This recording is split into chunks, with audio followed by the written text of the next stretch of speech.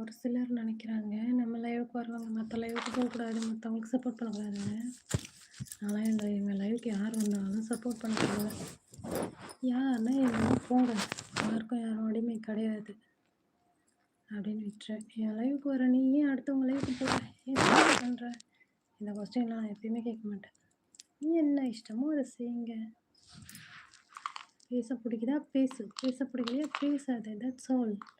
தேவையில்லாத எல்லாத்தையும் மண்டையில போட்டு ஏத்திக்கிட்டு, டென்ஷன் ஏத்திக்கிட்டு, யாரையும் இழுத்து பிடிச்சு கட்டி வைக்கக்கூடாது. அதுதான் நிஜம். ஏன்னா அவங்களுக்கும் விருப்பு வெறுப்பு இருக்கும் இல்லையா?